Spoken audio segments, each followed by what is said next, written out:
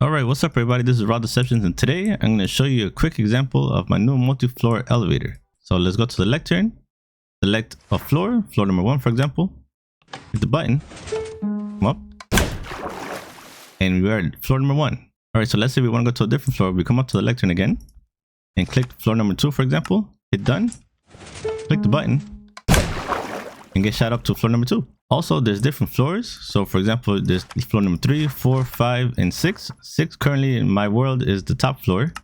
Click that, hit the button, and it'll shoot me all the way to the top. Alright, so a couple cool features from actual elevators. When you click the button, the door will retract and make it chime. And then after a certain amount of time, the door will then close again and make it chime. And this light will turn on knowing you was activated.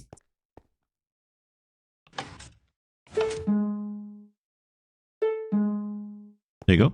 So as you saw there, the door closed, the light turned off, and the chime indicated us that the door has been shut once again.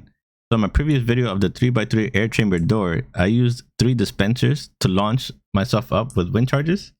Now I saw a video recently from Cupfan which used 8. So there's 1, 2, 3, 4, and then there's another 4 directly underneath these. And these launch you even further up. I decided to make a custom elevator using all 8 dispensers with the wind charges, and that way you can select your floor of how high you want to go.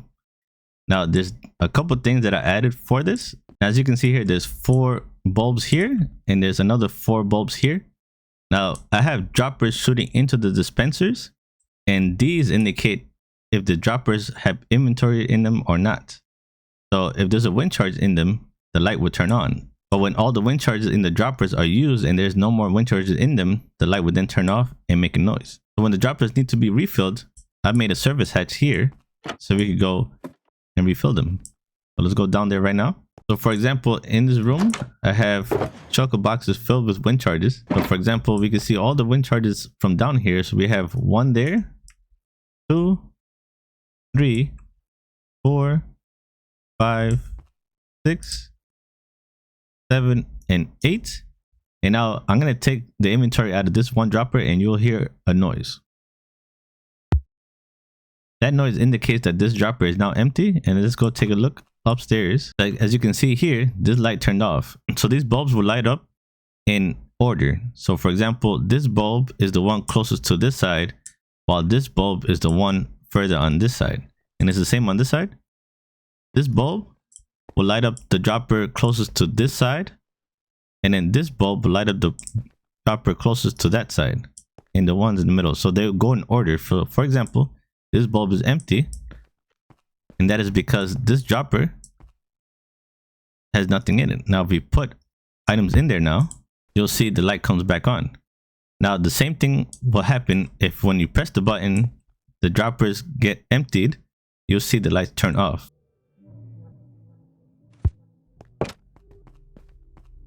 Alright, so now I've simulated that the droppers each have 1 wind charge left in them, all 8 of them. So now these 4 and these 4 bulbs should now deactivate as soon as I press this button. This light will turn on and the door should retract. There you go. And then the door will retract after a certain amount of time. The light will turn off. And now this is active. If I would have launched up, it would have launched me up to the floor I indicated there on the book.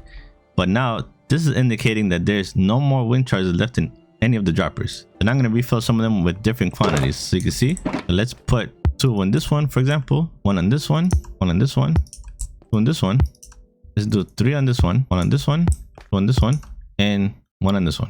So now we're going to simulate us getting launched in the elevator, and we're going to see these turn off at different rates since I put different amounts in each of the droppers. So these 2 in the middle and these 2 here all turned off because those are the ones that put only 1 in them. Click it again.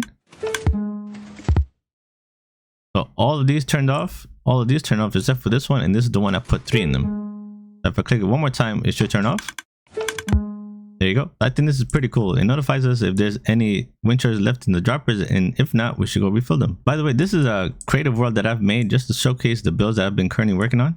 So this is a mine shaft, for example. Let's say we're mining down below and we want to use the elevator to get back up, and the elevator launches us up to this location. So I have Axiom and World Edit installed in this creative world, so I could showcase these builds. And I kind of relocated my whole castle over to a ocean world instead of it being the other terrain.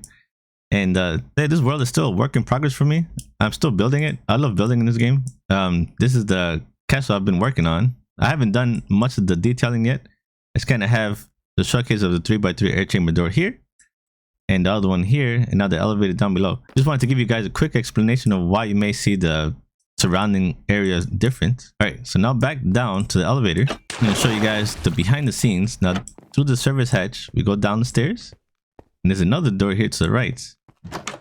Now in here is where I have all the redstone for the elevator, and it might seem a bit complicated, but I could go over to my other test world to show you the bare bones redstone of this contraption.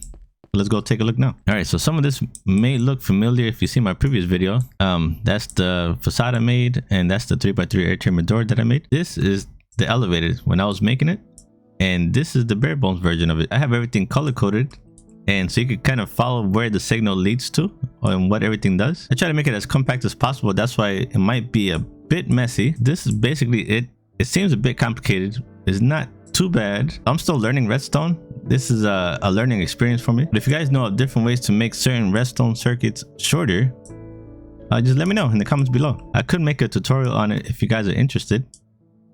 But yeah, I think it's pretty cool. Thank you very much. This has been Raw Deceptions, and I'll catch you on the next one. Don't forget to hit that like if you enjoyed the video, subscribe if you want to see more, and I'll catch you on the next one. Peace.